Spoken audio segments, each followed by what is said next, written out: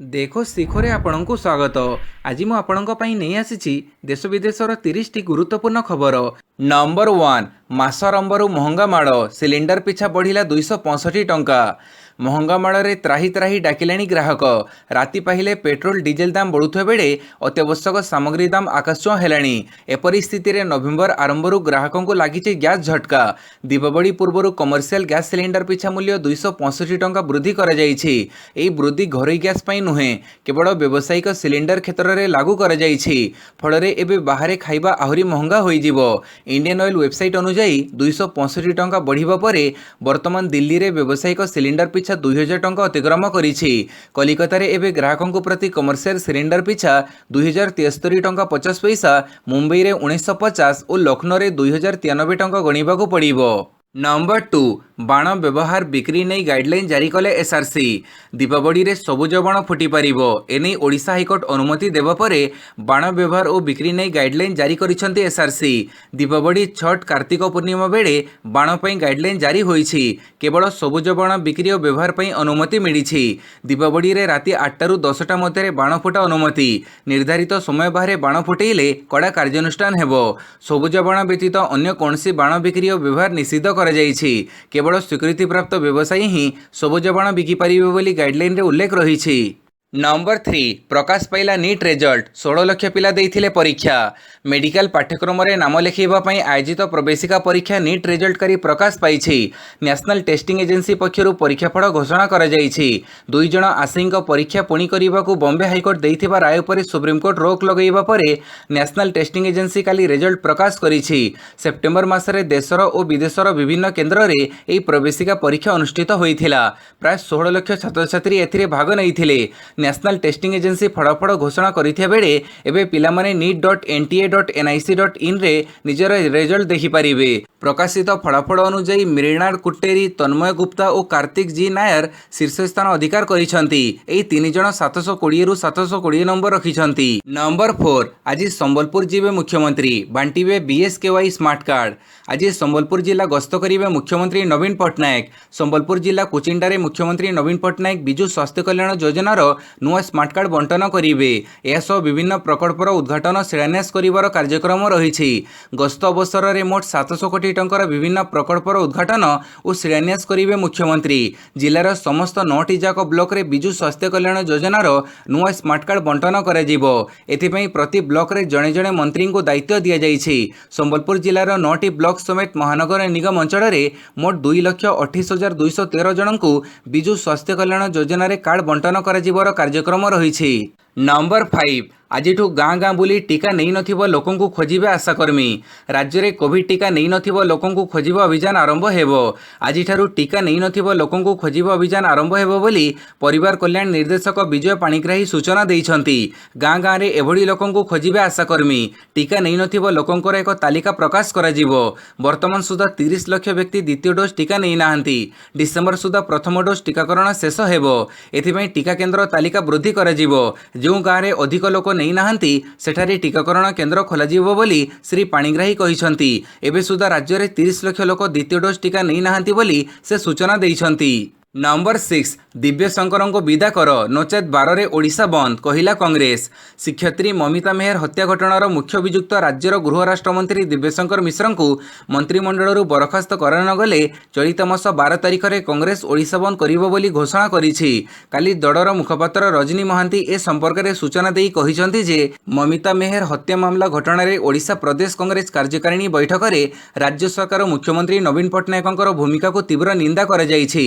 ତେଣୁ ଆଗାମୀ 10 ଦିନ ମଧ୍ୟରେ ମୁଖ୍ୟମନ୍ତ୍ରୀ ନବୀନ ପଟ୍ଟନାୟକ ଯଦି ଦିବ୍ୟଶଙ୍କର ମିଶ୍ରଙ୍କୁ ମନ୍ତ୍ରିମଣ୍ଡଳରୁ ବରଖାସ୍ତ କରି ତାଙ୍କ ବିରୁଦ୍ଧରେ ଫୌଜଦାରୀ ମକଦ୍ଦମା ରୁଜୁ ସହ ତାଙ୍କୁ ଗିରଫ ନ କରନ୍ତି ତାହେଲେ ଆସନ୍ତା ନଭେମ୍ବର 12 ତାରିଖରେ ଓଡ଼ିଶା ବନ୍ଦ ପାଇଁ କଂଗ୍ରେସ ନିଷ୍ପତ୍ତି ନେଇଛି। ନମ୍ବର 7, ଶୁଭାରମ୍ଭ ହେଲା ଡାଇରୀ ସହକାର ଯୋଜନା। ପ୍ରଧାନମନ୍ତ୍ରୀ ନରେନ୍ଦ୍ର ମୋଦିଙ୍କ କୋଅପରେସନ ଟୁ ପ୍ରସ୍ପରିଟି ଅର୍ଥାତ୍ ସହଯୋଗରୁ ସମୃଦ୍ଧତା ଭିଜନକୁ ସଫଳ କରିବା ପାଇଁ ଆରମ୍ଭ ହୋଇଛି ଡାଏରୀ ସହକାର ଯୋଜନା। ଏହି ଯୋଜନାକୁ ଶୁଭାରମ୍ଭ କରିଛନ୍ତି କେନ୍ଦ୍ର କୋଅପରେସନ ମନ୍ତ୍ରୀ ଅମିତ ଶାହ ଏବଂ କେନ୍ଦ୍ରମନ୍ତ୍ରୀ ପଶୁପାଳନ ଦୁଗ୍ଧମନ୍ତ୍ରୀ ପରଷୋତ୍ତମ ରୂପାଲା। ଦେଶରେ ସମବାୟ ଦୁଗ୍ଧ ବ୍ୟବସାୟକୁ ଉତ୍ସାହିତ କରିବା ପାଇଁ 5,000 କୋଟି ଟଙ୍କା ବିନିଯୋଗ କରିବାକୁ ଲକ୍ଷ୍ୟ ରଖିଛନ୍ତି କେନ୍ଦ୍ର ସରକାର। ଏହାଦ୍ୱାରା ଚାଷୀମାନେ ଉପକୃତ ହେବା ସହିତ ଦେଶର ଅର୍ଥନୀତି ସୁଦୃଢ଼ ହେବା ଦିଗରେ ଏହା ସହାୟକ ହେବ ବୋଲି ଶାହ କହିଛନ୍ତି। नंबर 8 पर्यटकों ପାଇଁ ଖୋଲିଲା ଶିମିଳିପାଳ।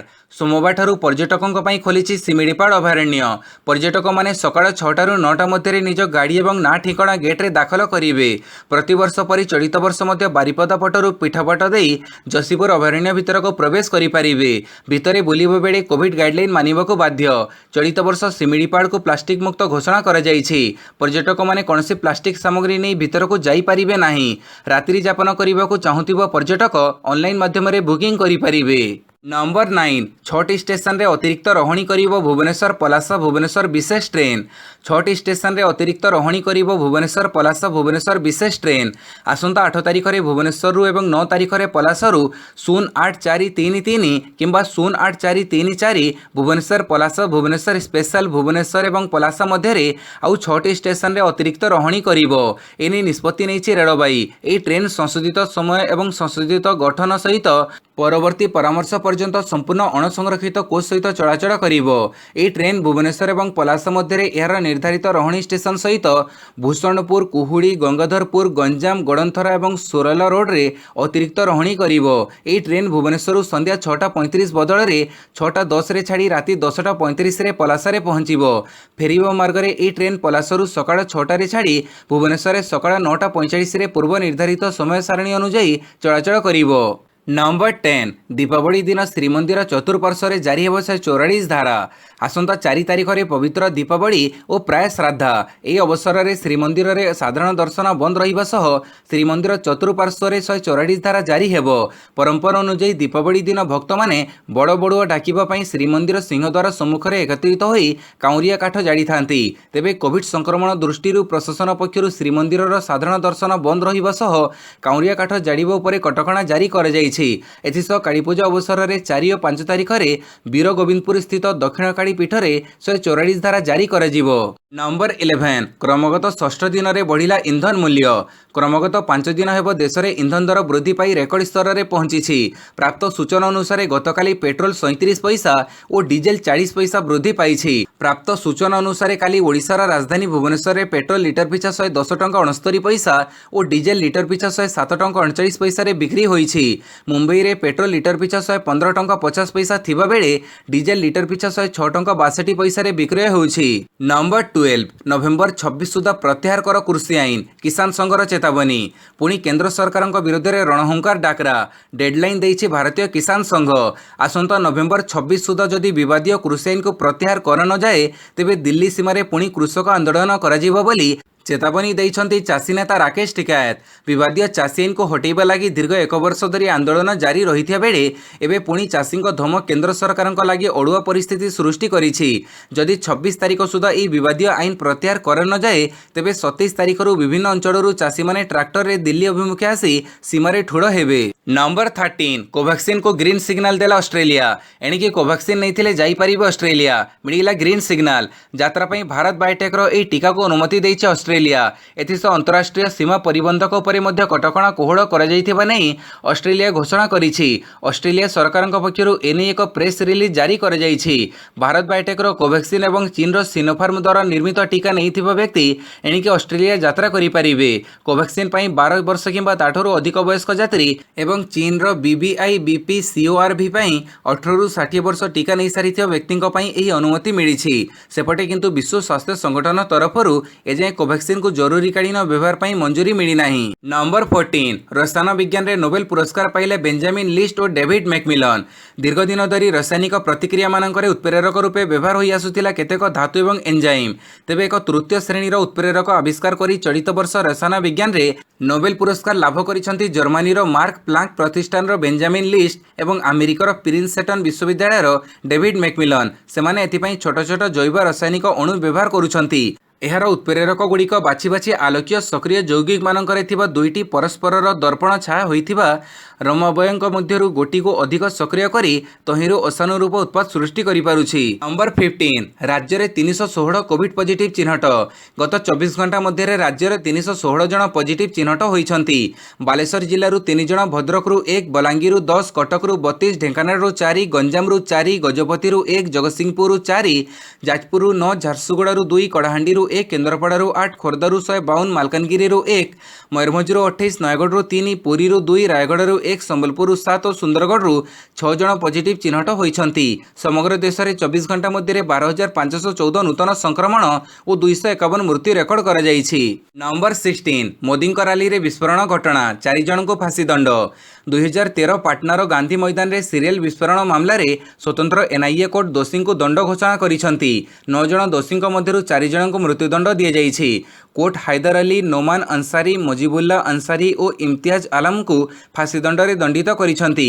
एहा व्यतीत 2 जन दोषी को आजीवन कारादंड रे दंडित करा जाइछि। 2 जन को 10 वर्ष और जन को 7 वर्ष जेल दंडादेश होइछि।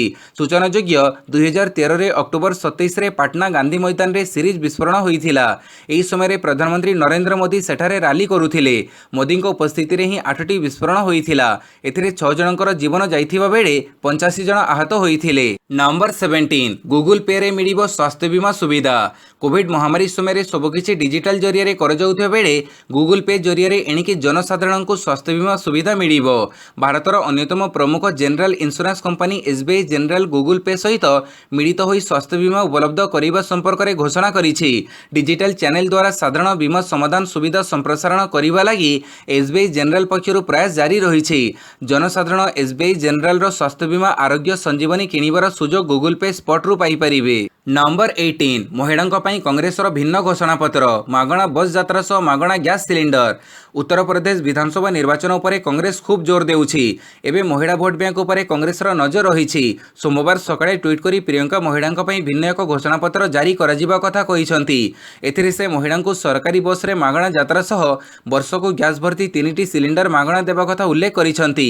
केवल सेतिक नुहे आशा अंगनवाड़ी कर्मी को मासको 10,000 टंका, विधवा वृद्धा को 1,000 टंका भत्ता, सरकारी चाकरी क्षेत्र में महिलांक पई 40% स्थान संरक्षण देबा कथा प्रियंका तांको घोषणा पत्र रे उल्लेख करिसंती। नंबर 19 बर्गर पिज्जा रे क्षतिकारक रासायनिक। फास्टफुड न खाइबा लागि विशेषज्ञ माने सबुबेले उपदेश देई आसुछंती। वर्तमान गोटे अनुध्यान रु एनी एक लोमहर्षक तथ्य सामना को आसीछि, जोथुरु जणा पडुछि जे फास्टफुड प्रकृत रे स्वास्थ्य पई हानिकारक। एक्सपोजर साइंस एंड एनवायरमेंटल इपिडेमोलॉजी नामक साप्ताहिक पत्रिका रे प्रकाशित अनुध्यान रिपोर्ट अनुसार मैकडोनाल्ड्स, बर्गर किंग, पिज्जा हट, डोमिनोज एवं टाको बेल परी लोकप्रिय फास्टफुड निर्माता मानक खाद्य रे प्लास्टिक को नरम करिबा पई व्यवहृत थालेट परी क्षतिकारक रासायनिक अछि। थालेट साधारणतः प्लास्टिक सामग्री गुड़िकर प्लास्टिसाइजर भाव व्यवहृत हुए। यह प्लास्टिक नमनीयता और दीर्घ स्थायित्व वृद्धि करे। विनाइल, फ्लोरिन, पिच्छिकारक तैल, साबुन, हेयर स्प्रे, लॉन्ड्री डिटर्जेंट इत्यादि रे यह व्यवहृत हुए। अमेरिकार खाद्य गवेषणा प्रशासन एफडीए एही रिपोर्ट को अनुध्यान करिबो बोली कहिछि। नंबर 20 क्रिप्टो करेन्सी रे भारतीय निवेश 75,000 कोटी टंका टपिला। क्रिप्टो करेन्सी एक्सचेंज गुड़िकर भारतीय माने डिजिटल टोकन रे पूर्वापेक्षा अधिकरू अधिक निवेश करिबारे लागिछंती। उभय निवेशकों संख्या और निवेश परिमाण दृष्टि यह पूर्वर समस्त रेकर्ड भांगी। एथिरे भारतीय निवेश परिमाण 75,000 कोटी टंका अतिक्रम करिथिबा क्रिप्टो रिसर्च एंड इंटेलिजेंस व्यवसाय CRBSCO सूत्ररू जना जाइछि। यह कहिछि जे भारतीय जनसंख्यार 7.9% अथवा 105 नियुत लोक किछि ना किछि डिजिटल टोकन रे पुंजी खटेइछंती। वर्धित सचेतनता कारणरू क्रिप्टो करेन्सी रे निवेश वृद्धि पाउथिबा विशेषज्ञ माने मत देइछंती। नंबर 21 चन्नी दीपावली भेटी कमिला बिजुली दर। पंजाब विधानसभा निर्वाचन को आखिआगे रखी चन्नी सरकार सोमवार एक बड़ घोषणा करिसंती। कैबिनेट बैठक पर मुख्यमंत्री चरण सिंह चन्नी पंजाबवासी बिजुली प्रति यूनिट पिछा दर 3 टंका कम करने को घोषणा करिसंती। यह सोमवार अर्थात 1 नवेम्बर कार्यकारी कर जाइछि। सोमवार कैबिनेट मीटिंग पर चन्नी निर्वाचनी मोड रे नजर आसीथिले। एहा परे चन्नी राज्य सरकारी कर्मचारी महंगा भत्ता 11% वृद्धि घोषणा करथिले। नंबर 22 बाण उपरे संपूर्ण ब्यान को सुप्रीमकोर्ट ना। दीपावली पूर्व सुप्रीमकोर्ट बाणर सबु प्रकार बिक्री और व्यवहार उपरे रोक लगेबा को मना करि दैछंती। पूर्वरु कलकत्ता हाईकोर्ट पश्चिमबंग रे सबु प्रकार बाण उपरे रोक लगैथिले। तेबे काली सुप्रीमकोर्ट एहाकु परिवर्तन करी केवल ग्रीन क्रैकर्स को व्यवहृत करने को अनुमति दैछंती। जो सब स्थान में वायुर गुणवत्ता भल किंबा मध्यम धरणर रही सेठारे ग्रीन क्रैकर्स को बिक्री और व्यवहार करा जाई परिबो बोली सुप्रीमकोर्ट कहिसंती। नंबर 23 जनवरी सुधा समाप्त हेबो वर्क फ्रॉम होम। दफ्तर को फेरिबे 50% कर्मचारी। भारत कोविड लॉकडाउन प्रत्याहार करिबा परठारु जनजीवन स्वाभाविक हेबारे लागिछि। एणु वर्क फ्रॉम होम आवश्यकता पड़ु नथिबा बेले केतेक क्षेत्र में एबे भी एही प्रथा प्रचलित अछि। तेबे आगामी जनवरी देश में वर्क फ्रॉम होम बंद हेबाको थिबा बेले कर्मचारी को सप्ताह को अंततः 3 दिन प्रतिदिन कार्यालयକୁ आसी काम କରିବାକୁ पड़िबो बोली जणा पड़िछि। सोमवार नास्कमଙ୍କ ଏକ ରିପୋର୍ଟ ସାମ୍ନାକୁ ଆସିଛି, ଯେଉଁଥିରେ 25 ବର୍ଷ ଆୟୁ ବର୍ଗର କର୍ମଚାରୀ ଚଳିତ ମାସ ଶେଷ ସୁଦ୍ଧା କାର୍ଯ୍ୟକ୍ଷେତ୍ରକୁ ଫେରୁଥିବାର ଆଶା କରାଯାଉଛି। ସେହି ଅନୁସାରେ ଆଗାମୀ ମାସମାନଙ୍କରେ 40 ବର୍ଷ ଏବଂ ପରେ ଅଧିକ ଆୟୁ ବର୍ଗର କର୍ମଚାରୀ ଦପ୍ତରକୁ ଆସି କାମ କରିବେ। ଭାରତରେ ଅନନ୍ୟ 70% ଅନୁଷ୍ଠାନ ଏବେ ହାଇବ୍ରିଡ୍ ଅପରେଟିଂ ମଡେଲ ସନ୍ଧାନରେ ଥିବା ଜଣାପଡ଼ିଛି, କାରଣ ବିଭିନ୍ନ ଆଇଟି ସେବା ବୈଷୟିକ କ୍ଷମତା କେନ୍ଦ୍ର ହାଇବ୍ରିଡ୍ ୱାର୍କ ମଡେଲ ଆପଣେଇବାକୁ ଚାହୁଁଛନ୍ତି। ନମ୍ବର 24 2022 ବିଧାନସଭା ନିର୍ବାଚନ ଲଢ଼ିବେ ନାହିଁ ଅଖିଲେଶ। ସମାଜବାଦୀ ପାର୍ଟିର ଅଧ୍ୟକ୍ଷ ଅଖିଲେଶ ଯାଦବ 2022 ବିଧାନସଭା ନିର୍ବାଚନ ଲଢ଼ିବେ ନାହିଁ ବୋଲି ଘୋଷଣା କରିଛନ୍ତି। ଆଜମଗଡ଼ର ସାଂସଦ ଅଖିଲେଶଙ୍କ ଏହି ନିଷ୍ପତ୍ତି ଅନ୍ୟ ଦଳଗୁଡ଼ିକୁ ଚିନ୍ତାରେ ପକାଇଛି। ବିଜେପି ସମେତ ଅନ୍ୟ ଦଳଗୁଡ଼ିକ ନିର୍ବାଚନ ପ୍ରସ୍ତୁତି ଆରମ୍ଭ କରିଦେଇଛନ୍ତି। ଏସ୍ପି ଓ ଆର୍ଏଲ୍ଡି ମଧ୍ୟରେ 2022 ନିର୍ବାଚନ ପାଇଁ ମେଣ୍ଟ ହୋଇଛି। ସୂଚନାଯୋଗ୍ୟ, ଜିନ୍ନାଙ୍କୁ ମହାତ୍ମା ଗାନ୍ଧୀ ଓ ସର୍ଦ୍ଦାର ପଟେଲଙ୍କ ସହ ତୁଳନା କରିବା ନେଇ ସେ ବିବାଦରେ ଫସିଛନ୍ତି। ମୁଖ୍ୟମନ୍ତ୍ରୀ ଯୋଗୀ ଆଦିତ୍ୟନାଥ ଏଥିନେଇ ଅଖିଲେଶଙ୍କୁ କ୍ଷମା ମାଗିବା ପାଇଁ କହିଛନ୍ତି। ନମ୍ବର 25 କେନ୍ଦୁଝରରେ ବିଜେପିର ବିକ୍ଷୋଭ, ପୋଲିସର ଲାଠିଚାର୍ଜରେ 4 ଗୁରୁତର। ମମିତା ମେହେର ହତ୍ୟା ଘଟଣାରେ 4 ଦଫା ଦାବି ନେଇ ବିଜେପି ଯୁବ ମୋର୍ଚ୍ଚା ପକ୍ଷରୁ କେନ୍ଦୁଝର ଏସ୍ପି ଅଫିସ୍ ଘେରାଉ କରାଯାଇଛି। ଗୃହ ରାଷ୍ଟ୍ରମନ୍ତ୍ରୀ ଦିବ୍ୟଶଙ୍କର ମିଶ୍ରଙ୍କ ଇସ୍ତଫା ଦାବିରେ ଏସ୍ପିଙ୍କ କାର୍ଯ୍ୟାଳୟ ଘେରାଉ କରାଯାଇଛି। ସେହିପରି ଜିଲ୍ଲାରେ ଲଗାତାର 4 ଦିନରେ 4ଟି ଦୁଷ୍କର୍ମ ଓ ହତ୍ୟା ଘଟଣା ଘଟିଛି। ଆଇନ ଶୃଙ୍ଖଳା ଫେଲ୍ ମାରିବା ଓ ଅପରାଧ ନିୟନ୍ତ୍ରଣରେ ଫେଲ୍ ମାରିଥିବା କେନ୍ଦୁଝର ଏସ୍ପି ଏବଂ ଜିଲ୍ଲାପାଳଙ୍କ ବଦଳି ଦାବି କରିଛି ବିଜେପି। ତେବେ ବିଜେପିର ବିକ୍ଷୋଭ ବେଳେ ଲାଠିଚାର୍ଜ କରିଛି ପୋଲିସ, ଯେଉଁଥିରେ 4 ଜଣ ଗୁରୁତର ଭାବେ ଆହତ ହୋଇଛନ୍ତି। ବ୍ୟାରିକେଡ୍ ଭାଙ୍ଗି ବିଜେପି କର୍ମୀ ଏସ୍ପିଙ୍କ କାର୍ଯ୍ୟାଳୟ ଭିତରକୁ ଧସେଇ ପଶିବାକୁ ଉଦ୍ୟମ ବେଳେ ଲାଠିଚାର୍ଜ କରିଛି ପୋଲିସ। ଲାଠିଚାର୍ଜରେ ଜଣେ ନିରୀହ ଲୋକଙ୍କର ମୁଣ୍ଡ ଫାଟିଥିବା ବେଳେ 4 ଜଣ ବିଜେପି କର୍ମୀ ଆହତ ହୋଇଛନ୍ତି। ପ୍ରତିବାଦ ବେଳେ ପୋଲିସ ଉପରକୁ ଅଣ୍ଡାମାଡ଼ କରିଛନ୍ତି ବିଜେପି କର୍ମୀ। ନମ୍ବର 26 ହସ୍ପିଟାଲରୁ ଡିସ୍ଚାର୍ଜ ହେଲେ ମନମୋହନ ସିଂ। ହସ୍ପିଟାଲରୁ ଡିସ୍ଚାର୍ଜ ହେଲେ ପୂର୍ବତନ ପ୍ରଧାନମନ୍ତ୍ରୀ ଡକ୍ଟର ମନମୋହନ ସିଂ।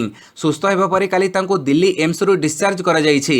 ସ୍ୱାସ୍ଥ୍ୟଗତ ସମସ୍ୟା ଦେଖାଦେବା ପରେ ଅକ୍ଟୋବର 13 ତାରିଖରେ ଏମ୍ସରେ ଭର୍ତ୍ତି ହୋଇଥିଲେ ମନମୋହନ ସିଂ। ସେବେଠାରୁ ତାଙ୍କର ଚିକିତ୍ସା ଚାଲିଥିଲା।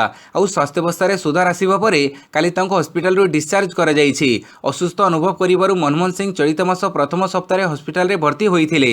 କାଲି ହସ୍ପିଟାଲରୁ ଡିସ୍ଚାର୍ଜ ହୋଇଛନ୍ତି ମନମୋହନ ସିଂ। ନମ୍ବର 27 କଡ଼ା ପ୍ରତିଦ୍ୱନ୍ଦ୍ୱିତା ପରେ ଜାପାନ ପ୍ରଧାନମନ୍ତ୍ରୀ କିସିଦା ବିଜୟୀ ଘୋଷିତ। ଜାପାନରେ ଅନୁଷ୍ଠିତ ନିର୍ବାଚନରେ କଡ଼ା ପ୍ରତିଦ୍ୱନ୍ଦ୍ୱିତା ମଧ୍ୟରେ ଜାପାନର ପ୍ରଧାନମନ୍ତ୍ରୀ ତାଙ୍କର ଶାସକ ଦଳକୁ ଦୃଢ଼ ସଂଖ୍ୟାଗରିଷ୍ଠତା ପ୍ରଦାନ କରିବା ସହିତ ସୋମବାର ଦିନ ବିଜୟୀ ଘୋଷିତ ହୋଇଛନ୍ତି।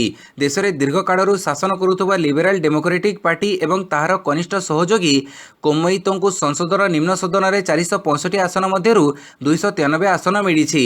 ଏ ଅତ୍ୟନ୍ତ କଡ଼ା ପ୍ରତିଦ୍ୱନ୍ଦ୍ୱିତା ଥିଲା, କିନ୍ତୁ ଜନସାଧାରଣ ଦେଶର ଭବିଷ୍ୟତକୁ ସ୍ଥିର ସରକାର ନେତୃତ୍ୱରେ ବିକାଶ ପଥରେ ନେଇଯିବାକୁ ଏଲ୍ଡିପି କୋମଇତୋ ସରକାରଙ୍କୁ ଭୋଟ ଦେଇଥିବା କସିଦା ପ୍ରଶାସନ ପକ୍ଷରୁ କୁହାଯାଇଛି। ନମ୍ବର 28 ଅରୁଣାଚଳ ସୀମାରେ ପୁଣି ଚୀନ ଓ ଭାରତ ସେନା ମୁହାଁମୁହିଁ। ପୂର୍ବ ଲଦାଖରେ ପୁଣି ଚୀନ ସେନା ଓ ଭାରତୀୟ ସେନା ମୁହାଁମୁହିଁ ହୋଇଛନ୍ତି। ଉଭୟ ସେନା ମଧ୍ୟରେ ଛକାପଞ୍ଝା ଲାଗି ରହୁଥିବାରୁ ଏବେ ଭାରତୀୟ ସେନା ପକ୍ଷରୁ ପେଟ୍ରୋଲିଂ ବ୍ୟାପକ କରାଯାଇଛି।